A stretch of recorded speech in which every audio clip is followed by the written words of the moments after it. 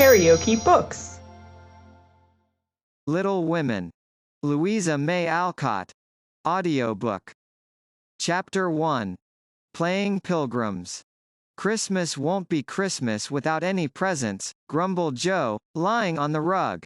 It's so dreadful to be poor, sighed Meg, looking down at her old dress. I don't think it's fair for some girls to have plenty of pretty things, and other girls nothing at all, added little Amy, with an injured sniff. We've got father and mother, and each other, said Beth contentedly from her corner. The four young faces on which the firelight shone brightened at the cheerful words, but darkened again as Joe said sadly, "We haven't got father, and shall not have him for a long time." She didn't say, perhaps never, but each silently added it, thinking of father far away, where the fighting was. Nobody spoke for a minute. Then Meg said in an altered tone, "You know the reason Mother proposed not having any presents this Christmas was because it is going to be a hard winter for everyone. And she thinks we ought not to spend money for pleasure, when our men are suffering so in the army. We can't do much, but we can make our little sacrifices, and ought to do it gladly. But I am afraid I don't," and Meg shook her head, as she thought regretfully of all the pretty things she wanted. "But I don't think the little we should spend would do any good. We've each got $1, and the army wouldn't be much helped by our giving that. I agree not to expect anything from Mother or you, but I do want to buy Undine and Sintram for myself. I've wanted it so long," said Joe, who was a bookworm. "I plan to spend mine in new music," said Beth, with a little sigh, which no one heard but the hearth brush and kettle holder. "I shall get a nice box of Faber's drawing pencils. I really need them," said Amy decidedly. "Mother didn't say anything about our money, and she won't wish us to give up everything. Let's each buy what we want, and have a little fun. I'm sure we work hard enough to earn it," cried Joe, examining the heels of her shoes in a gentlemanly manner. "I know I do, teaching those tiresome children nearly all day, when I'm longing to enjoy myself at home," began Meg, in the complaining tone again. "You don't have half such a hard time as I do," said Joe.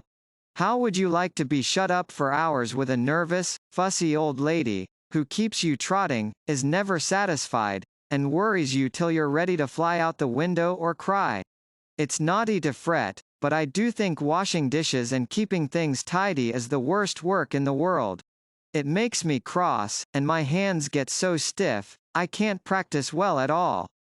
And Beth looked at her rough hands with a sigh that anyone could hear that time. "I don't believe any of you suffer as I do," cried Amy, "for you don't have to go to school with impertinent girls, who plague you if you don't know your lessons, and laugh at your dresses, and label your father if he isn't rich, and insult you when your nose isn't nice. If you mean libel, I'd say so, and not talk about labels, as if Papa was a pickle bottle," advised Joe, laughing. "I know what I mean, and you needn't be satirical about it. It's proper to use good words, and improve your vocabulary," returned Amy, with dignity. "Don't peck at one another, children. Don't you wish we had the money Papa lost when we were little, Joe? Dear me! How happy and good we'd be, if we had no worries," said Meg, who could remember better times. "You said the other day you thought we were a deal happier than the King children, for they were fighting and fretting all the time, in spite of their money." "So I did, Beth. Well, I think we are. For though we do have to work, we make fun of ourselves, and are a pretty jolly set, as Joe would say." "Joe does use such slang words," observed Amy, with a reproving look at the long figure stretched on the rug. Joe immediately sat up, put her hands in her pockets, and began to whistle. "Don't, Joe. It's so boyish. That's why I do it. I detest rude, unladylike girls. I hate affected, niminy-piminy chits." "Birds in their little nests agree," sang Beth, the peacemaker, with such a funny face that both sharp voices softened to a laugh, and the pecking ended for that time. "Really, girls, you are both to be blamed," said Meg, beginning to lecture in her elder sisterly fashion. You are old enough to leave off boyish tricks, and to behave better, Josephine. It didn't matter so much when you were a little girl, but now you are so tall, and turn up your hair, you should remember that you are a young lady. I'm not. And if turning up my hair makes me one, I'll wear it in two tails till I'm 20, cried Jo, pulling off her net, and shaking down a chestnut mane. I hate to think I've got to grow up, and be Miss March, and wear long gowns, and look as prim as a China Aster. It's bad enough to be a girl, anyway, when I like boys' games and work and manners. I can't get over my disappointment in not being a boy. And it's worse than ever now, for I'm dying to go and fight with Papa. And I can only stay home and knit, like a poky old woman. And Jo shook the blue army sock till the needles rattled like castanets, and her ball bounded across the room. Poor Jo. It's too bad, but it can't be helped. So you must try to be contented with making your name boyish, and playing brother to us girls, said Beth, stroking the rough head with a hand that all the dish-washing and dusting in the world could not make ungentle in its touch. As for you, Amy, continued Meg, you are altogether too particular and prim. Your airs are funny now, but you'll grow up an affected little goose, if you don't take care. I like your nice manners and refined ways of speaking, when you don't try to be elegant. But your absurd words are as bad as Jo's slang. If Jo is a tomboy and Amy a goose, what am I, please? Asked Beth, ready to share the lecture. You're a dear, and nothing else, answered Meg warmly, and no one contradicted her, for the mouse was the pet of the family. As young readers like to know how people look, we will take this moment to give them a little sketch of the four sisters, who sat knitting away in the twilight, while the December snow fell quietly without, and the fire crackled cheerfully within. It was a comfortable room, though the carpet was faded and the furniture very plain, for a good picture or two hung on the walls, books filled the recesses, chrysanthemums and Christmas roses bloomed in the windows, and a pleasant atmosphere of home peace pervaded it. Margaret, the eldest of the four, was 16, and very pretty, being plump and fair, with large eyes, plenty of soft brown hair, a sweet mouth, and white hands, of which she was rather vain.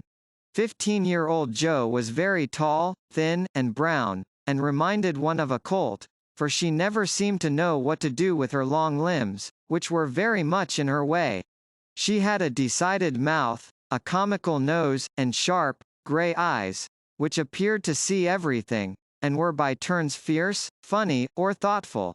Her long, thick hair was her one beauty, but it was usually bundled into a net, to be out of her way. Round shoulders had Jo, big hands and feet, a fly-away look to her clothes, and the uncomfortable appearance of a girl who was rapidly shooting up into a woman and didn't like it. Elizabeth, or Beth, as everyone called her, was a rosy, smooth-haired, bright-eyed girl of 13, with a shy manner, a timid voice, and a peaceful expression which was seldom disturbed. Her father called her Little Miss Tranquility, and the name suited her excellently, for she seemed to live in a happy world of her own, only venturing out to meet the few whom she trusted and loved. Amy, though the youngest, was a most important person, in her own opinion at least. A regular snow maiden, with blue eyes, and yellow hair curling on her shoulders, pale and slender, and always carrying herself like a young lady mindful of her manners. What the characters of the four sisters were we will leave to be found out. The clock struck 6 and, having swept up the hearth, Beth put a pair of slippers down to warm. Somehow the sight of the old shoes had a good effect upon the girls, for Mother was coming, and everyone brightened to welcome her. Meg stopped lecturing, and lighted the lamp. Amy got out of the easy chair without being asked, and Jo forgot how tired she was as she sat up to hold the slippers nearer to the blaze. They are quite worn out. Marmee must have a new pair. I thought I'd get her some with my dollar, said Beth. No, I shall, cried Amy. I'm the oldest, began Meg, but Jo cut in with a decided, I'm the man of the family now Papa is away, and I shall provide the slippers, for he told me to take special care of Mother while he was gone. I'll tell you what we'll do, said Beth. Let's each get her something for Christmas, and not get anything for ourselves. That's like you, dear. What will we get? Exclaimed Joe. Everyone thought soberly for a minute, then Meg announced, as if the idea was suggested by the sight of her own pretty hands, I shall give her a nice pair of gloves. Army shoes, best to be had, cried Joe. Some handkerchiefs, all hemmed, said Beth. I'll get a little bottle of cologne. She likes it, and it won't cost much, so I'll have some left to buy my pencils, added Amy. How will we give the things? Asked Meg. Put them on the table, and bring her in and see her open the bundles. Don't you remember how we used to do on our birthdays? Answered Joe. I used to be so frightened when it was my turn to sit in the chair with the crown on, and see you all come marching round to give the presents, with a kiss. I liked the things and the kisses, but it was dreadful to have you sit looking at me while I opened the bundles, said Beth, who was toasting her face and the bread for tea at the same time. Let Marmee think we are getting things for ourselves, and then surprise her. We must go shopping tomorrow afternoon, Meg. There is so much to do about the play for Christmas night, said Joe, marching up and down, with her hands behind her back, and her nose in the air. I don't mean to act any more after this time. I'm getting too old for such things, observed Meg, who was as much a child as ever about dressing up frolics. You won't stop, I know, as long as you can trail round in a white gown with your hair down, and wear gold paper jewelry. You are the best actress we've got, and there'll be an end of everything if you quit the boards, said Joe. We ought to rehearse tonight. Come here, Amy, and do the fainting scene, for you are as stiff as a poker in that. I can't help it. I never saw anyone faint, and I don't choose to make myself all black and blue, tumbling flat as you do. If I can go down easily, I'll drop. If I can't, I shall fall into a chair and be graceful. I don't care if Hugo does come at me with a pistol, returned Amy, who was not gifted with dramatic power, but was chosen because she was small enough to be borne out shrieking by the villain of the piece. Do it this way. Clasp your hands so, and stagger across the room, crying frantically, Roderigo! Save me! Save me! And away went Joe, with a melodramatic scream which was truly thrilling. Amy followed, but she poked her hands out stiffly before her, and jerked herself along as if she went by machinery, and her ow was more suggestive of pins being run into her than of fear and anguish. Joe gave a despairing groan, and Meg laughed outright, while Beth let her bread burn as she watched the fun with interest. It's no use. Do the best you can when the time comes, and if the audience laughs, don't blame me. Come on, Meg. Then things went smoothly, for Don Pedro defied the world in a speech of 2 pages without a single break. Hagar, the witch, chanted an awful incantation over her kettleful of simmering toads, with weird effect. Roderigo rent his chains asunder manfully, and Hugo died in agonies of remorse and arsenic, with a wild, ha! Ha! It's the best we've had yet, said Meg, as the dead villain sat up and rubbed his elbows. I don't see how you can write and act such splendid things, Joe. You're a regular Shakespeare, exclaimed Beth, who firmly believed that her sisters were gifted with wonderful genius in all things. Not quite, replied Joe modestly. I do think The Witch's Curse, an operatic tragedy, is rather a nice thing, but I'd like to try Macbeth, if we only had a trapdoor for Banquo. I always wanted to do the killing part. Is that a dagger that I see before me? Muttered Joe, rolling her eyes and clutching at the air, as she had seen a famous tragedian do. No, it's the toasting fork, with Mother's shoe on it instead of the bread. Beth's stage struck, cried Meg, and the rehearsal ended in a general burst of laughter. Glad to find you so merry, my girls, said a cheery voice at the door, and actors and audience turned to welcome a tall, motherly lady with a, "Can I help you?" look about her which was truly delightful. She was not elegantly dressed, but a noble-looking woman, and the girls thought the grey cloak and unfashionable bonnet covered the most splendid mother in the world. "Well, dearies, how have you got on today? There was so much to do, getting the boxes ready to go tomorrow, that I didn't come home to dinner. Has anyone called, Beth? How is your cold, Meg? Joe, you look tired to death. Come and kiss me, baby." While making these maternal inquiries, Mrs. March got her wet things off, her warm slippers on, and sitting down in the easy chair, drew Amy to her lap, preparing to enjoy the happiest hour of her busy day. The girls flew about, trying to make things comfortable, each in her own way. Meg arranged the tea table, Joe brought wood and set chairs, dropping, overturning, and clattering everything she touched. Beth trotted to and fro between parlor and kitchen, quiet and busy, while Amy gave directions to everyone, as she sat with her hands folded. As they gathered about the table, Mrs. March said, with a particularly happy face, "I've got a treat for you after supper." A quick, bright smile went round like a streak of sunshine. Beth clapped her hands, regardless of the biscuit she held, and Joe tossed up her napkin, crying, "A letter! A letter! 3 cheers for father! Yes, a nice long letter. He is well, and thinks he shall get through the cold season better than we feared. He sends all sorts of loving wishes for Christmas, and an especial message to you girls," said Mrs. March, patting her pocket as if she had got a treasure there. "Hurry and get done. Don't stop to quirk your little finger and simper over your plate, Amy," cried Joe, choking on her tea and dropping her bread, butter side down, on the carpet in her haste to get at the treat. Beth ate no more, but crept away to sit in her shadowy corner and brood over the delight to come, till the others were ready. "I think it was so splendid in father to go as chaplain when he was too old to be drafted, and not strong enough for a soldier," said Meg warmly. "Don't I wish I could go as a drummer, a vivin, what's its name? Or a nurse, so I could be near him and help him," exclaimed Joe, with a groan. "It must be very disagreeable to sleep in a tent, and eat all sorts of bad-tasting things, and drink out of a tin mug," sighed Amy. "When will he come home, Marmee?" asked Beth, with a little quiver in her voice. "Not for many months, dear, unless he is sick.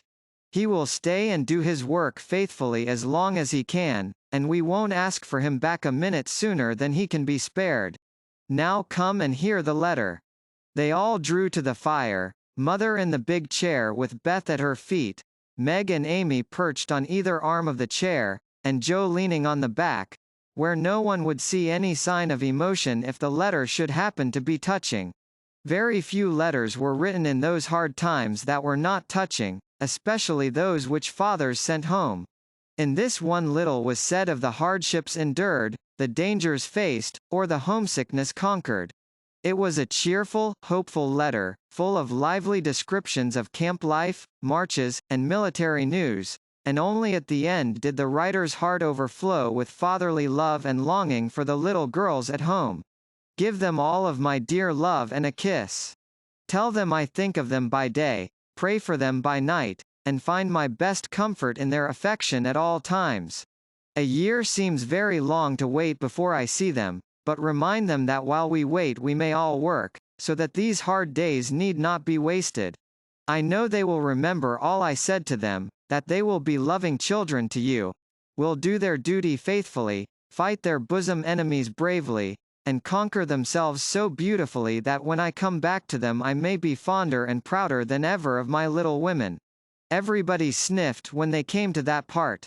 Joe wasn't ashamed of the great tear that dropped off the end of her nose, and Amy never minded the rumpling of her curls as she hid her face on her mother's shoulder and sobbed out, "I am a selfish girl. But I'll truly try to be better, so he mayn't be disappointed in me by and by." "We all will," cried Meg. "I think too much of my looks and hate to work, but won't any more, if I can help it. I'll try and be what he loves to call me, a little woman, and not be rough and wild, but do my duty here instead of wanting to be somewhere else," said Joe, thinking that keeping her temper at home was a much harder task than facing a rebel or two down south. Beth said nothing, but wiped away her tears with the blue army sock and began to knit with all her might, losing no time in doing the duty that lay nearest her, while she resolved in her quiet little soul to be all that father hoped to find her when the year brought round the happy coming home. Mrs. March broke the silence that followed Joe's words, by saying in her cheery voice, "Do you remember how you used to play Pilgrim's Progress when you were little things? Nothing delighted you more than to have me tie my piece bags on your backs for burdens, give you hats and sticks and rolls of paper, and let you travel through the house from the cellar, which was the city of destruction, up, to the housetop, where you had all the lovely things you could collect to make a celestial city. What fun it was, especially going by the lions, fighting Apollyon, and passing through the valley where the hobgoblins were," said Joe. "I liked the place where the bundles fell off and tumbled downstairs," said Meg. "I don't remember much about it, except that I was afraid of the cellar and the dark entry, and always liked the cake and milk we had up at the top. If I wasn't too old for such things, I'd rather like to play it over again," said Amy, who began to talk of renouncing childish things at the mature age of 12. "We never are too old for this, my dear, because it is a play we are playing all the time in one way or another. Our burdens are here, our road is before us, and the longing for goodness and happiness is the guide that leads us through many troubles and mistakes to the peace which is a true celestial city. Now, my little pilgrims, suppose you begin again, not in play, but in earnest, and see how far on you can get before father comes home." "Really, mother? Where are our bundles?" asked Amy, who was a very literal young lady. "Each of you told what your burden was just now, except Beth." "I rather think she hasn't got any," said her mother. "Yes, I have. Mine is dishes and dusters, and envying girls with nice pianos, and being afraid of people. Beth's bundle was such a funny one that everybody wanted to laugh, but nobody did, for it would have hurt her feelings very much." "Let us do it," said Meg thoughtfully. "It is only another name for trying to be good, and the story may help us, for though we do want to be good, it's hard work and we forget, and don't do our best. We were in the Slough of Despond tonight, and mother came and pulled us out as Help did in the book. We ought to have our roll of directions, like Christian. What shall we do about that?" asked Joe, delighted with the fancy which lent a little romance to the very dull task of doing her duty. "Look under your pillows Christmas morning, and you will find your guidebook," replied Mrs. March. They talked over the new plan while old Hannah cleared the table, then out came the 4 little work baskets, and the needles flew as the girls made sheets for Aunt March. It was an interesting sewing, but tonight no one grumbled. They adopted Joe's plan of dividing the long seams into 4 parts, and calling the quarters Europe, Asia, Africa, and America, and in that way got on capitally, especially when they talked about the different countries as they stitched their way through them.